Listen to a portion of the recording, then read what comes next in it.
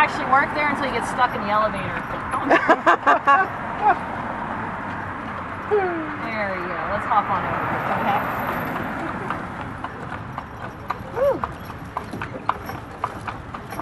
Don't ask me who that statue is. Every time I go home and look them up, I instantly forget. It's got nothing to do in New Orleans. Huh? The projects are gone. Yeah. Oh. They tore down the Iberville projects, most of them. That's where Mark was killed. Oh, wow. In those projects, yeah. Little Mark. Little Mark, yeah. Well, So they were Little Mark in. Well, whoa. All right, go ahead. Meal made threes. Not that we need it, but come on. Don't you swish your tail at me.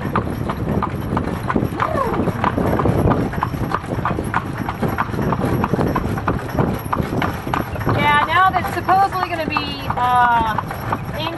mixed income housing. We'll see.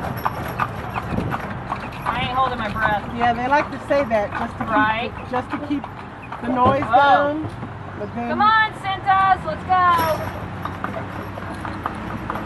Yeah, they say that to keep the noise down. Yeah.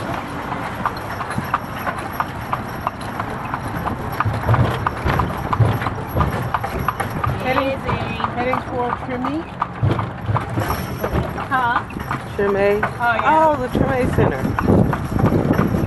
It's still the Covenant House. This building. Yeah. This is where the parade used to be. Yeah, they still do. They go down there. Yeah. One year is like 2014. Whoa.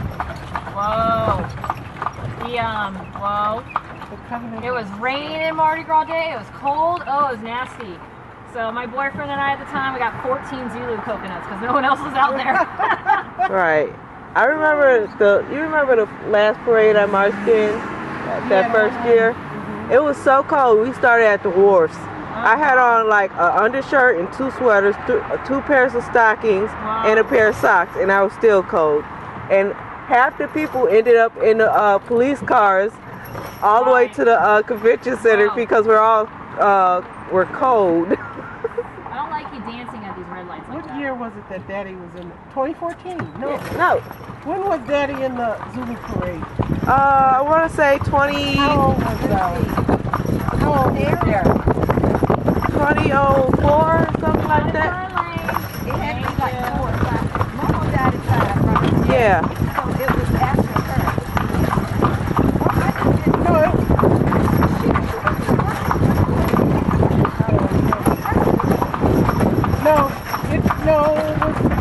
It was before her because the year after that, Katrina.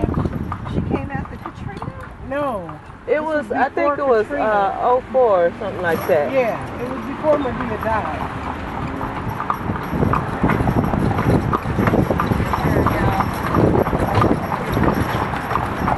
And then of course Congo Square. I tell my tourists that this is the birthplace of most American music, which is true. Those rhythms that slaves were playing here on Sundays, a lot of them were on percussions. The United States would have never allowed percussion for fear of starting revolts on the plantation. So I tell my people, you know, by keeping those rhythms alive, we can trace back the roots of our brass bands, jazz, rhythm and blues that Dave Bartholomew was playing that transfers over into rock and roll, all right there in Congo Square. Yeah, I remember when they built this. You remember when they built this? Yeah. Yeah, oh yeah. And then there's a laundromat at the end of the block, and that's where Fats Domino recorded the Fat Man. Back in his recording studio. Oh, wow. And it's also where Little Richard recorded Tutti Frutti.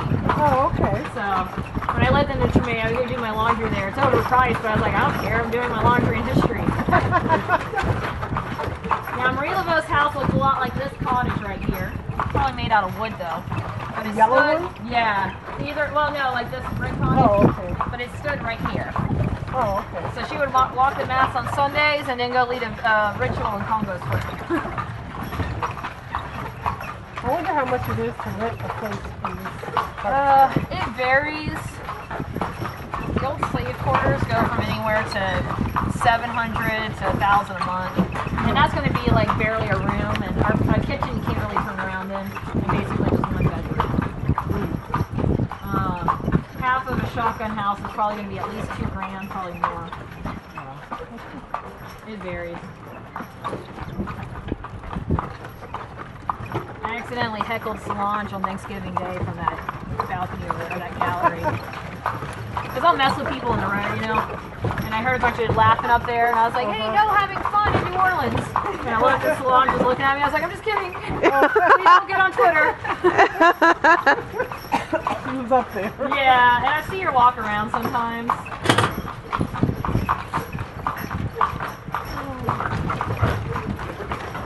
But, she lives in the quarter? yeah, and I think she also, I know she was living in Bywater. I guess she lives in the quarter now. I don't keep track with her. But she was following me one day, or she was walking behind the carriage, and she was listening to what I was saying about Congo Square. And I was like, I'm not going to say anything offensive, I promise. So, you know, my background's in historic preservation, and I focus specifically on the cultural relevance of this place. Right. It's like, okay, we got pretty buildings, fine, but it doesn't mean anything if the culture's not there. Right. So, that's something I've always been passionate about. I know I came down here one year specifically to go to the voodoo shop.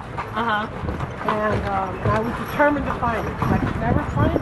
Right. And I finally found it, and I went in and I was talking to the lady, and I told her I needed it because I was so angry about my old boss, and I really wanted to bring it.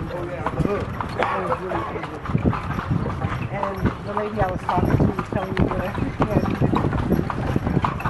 But I kept, the hairs on the back of my neck were standing up. Right. I turned around and there was this woman with deep dark eyes standing there. She said, you take revenge on yourself. Oh, God. I dropped the candles, I left, like, and I left. What did she say to him? No, she told me, she said, you take revenge on yourself. Well, In other words, don't do it. now, when I first moved here, you know, I made some friends. It was like 10 years ago.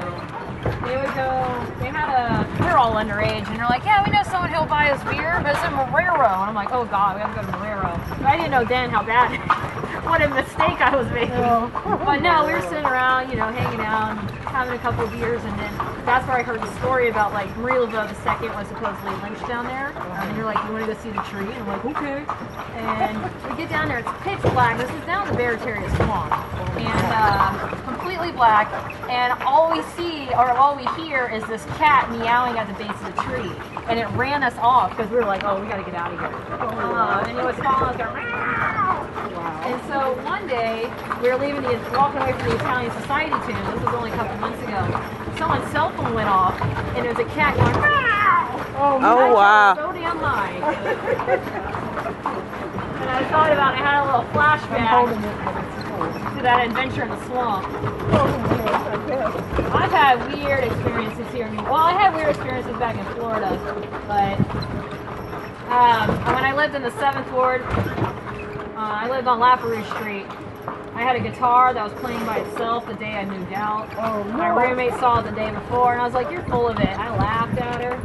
And then sure enough, I saw the guitar playing the next day, and I picked it up to stop it. I was like, yeah. Oh, no, wow. It was a happy melody, I'll give it that. You know. But what's funny, I was just up in Clarksdale a couple weeks beforehand. That's where Robert Johnson sold his soul to the devil to play the best blues in the world. Yeah. Muddy Waters was from there. Yeah, the Crossroads. Morgan Freeman does all of his voiceover work in Clarksdale, by the way. You know what? I met a saxophone player in Chicago. He was playing on Michigan, and he said he played with Muddy Waters. I can see that. And I'm thinking, why the hell are you playing on the streets of Chicago if you played with Muddy Waters? A lot of the street musicians like being street musicians. And a lot of the ones you see around here today work at night at the hall or you know, the different clubs around. Hey again. We had fun without y'all. Want to get on the carriage? No, I'm kidding. But I was dating this guy up there, and he kind of dumped me when I got into town. So that was awkward. Whoa, you stop. I don't like you running stop signs. All right, there you go. So what I think happened was the ghost of a blues man hitched a ride with me back to New Orleans. He was trying to get out of my ex's house just as quickly as I was.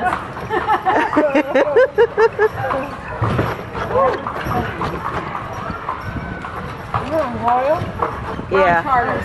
Oh, Royal was the street over. Yeah. There used to be the best boutiques on Royal. Yes.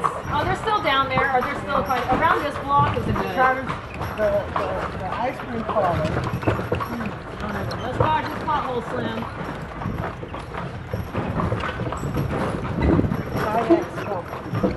There we I've go. never gone on this one. You didn't do that airboat thing with No. it? Oh, okay.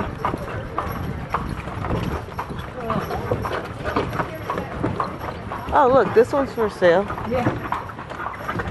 Yeah, most of these are old warehouses that have turned into, not the shotgun house, but warehouses that have been turned into private residences. That's an old tomato warehouse.